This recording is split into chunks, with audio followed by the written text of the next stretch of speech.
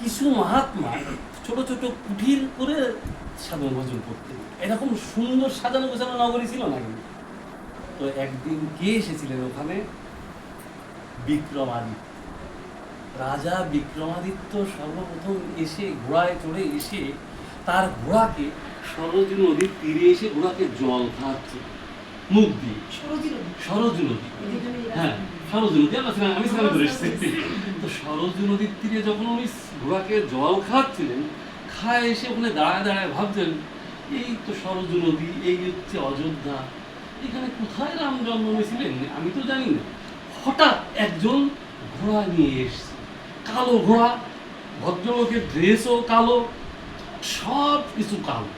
ওই কালো ড্রেস পরে কালো ঘোড়ায় করে হঠাৎ সরজু নদীতে ডুবে মানে চলে গেল। কিছুক্ষণ বাদে ওই ভদ্রলোক আবার বেরিয়ে চলে গেল, বেরিয়ে যে পাড়ে দাঁড় করে, তখন দেখতে সাদা শব্দ, কালো আর নেই। তখন রাজা বিক্রমাদিত্য বলছেন, একটা কথা জিজ্ঞেস করবো, আপনি তো এইমাত্র গেলেন সরজু নদীতে? বলে হ্যাঁ। তো আপনি যখন গেলেন তখন আপনার রং কালো, আপনাকে দেখতে কালো, আপনার ড্রেস কালো, আপনার ঘোড়াও কালো, কিন্তু আপনি যখন স্নান করে উঠলেন তখন সাদা কি করে হলো?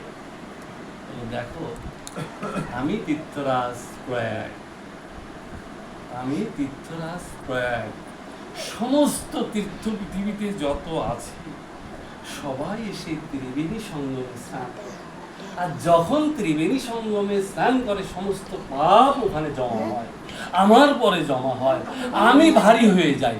আর আমি প্রতি বছর রাম নবমীর দিনে, যেদিন স্বয়ং রামচন্দ্রের জন্ম, সেদিন আমি এই সরজু নদীতে এসে স্নান করে সমস্ত পাপ। এই জন্য বলে সরজু নদী খুব পূর্ণ নদী। কিন্তু এই সরজু আর যমুনা, বিরজা, সেই বৈকুণ্ঠের দুই দিকে প্রবাহিত হচ্ছে, তাই খুব পূর্ণ নদী। কিন্তু যে যমুনায়ও স্নান করতে হয়, এই সরস্বতীতেও স্নান করতে হয়। গঙ্গা তো মা স্বয়ং চরণ থেকে এসছে বিষ্ণু। এবার বললেন যে আপনি যে প্রয়াগরাজ, তাহলে এখানে কোথায় রাম জন্ম নিয়েছিলেন সেটা আমি জানি না। বলে দেখো, একটা গোমাতাকে তুমি নিয়ে যাবে, গোমাতা হাঁটতে হাঁটতে হাঁটতে যেখানে যে দাঁড়াবে আর স্তন দিয়ে দুধ পড়বে, ওখানে রাম জন্ম নিয়েছিল। তো ওই রাজা বিক্রমাদিত্য ওখানে গেছে, এই দেখছেন হ্যাঁ ওখানে এই দুধ পড়ছে, ওখানে উনি মন্দির প্রতিষ্ঠা করেছেন। হ্যাঁ, তারপরে হনুমান গড়ি, যেখানে হনুমান থাকতেন, যেখানে জাম্ববান থাকতেন, সব স্থান উনি প্রকট করেছেন। তো যেহেতু অনেক বছর হয়ে গেছে, তারপর বর্তমানে সেই তো লড়াই করতে করতে এই নতুন মন্দির প্রতিষ্ঠা হলো। বাবা, উনি সব প্রকট করেছিলেন। এরপর কি হলো, এই আদিত্যনাথ, যোগী আদিত্যনাথ এসে সুন্দর করে সাজিয়েছে। তো একজন বলছিল সেই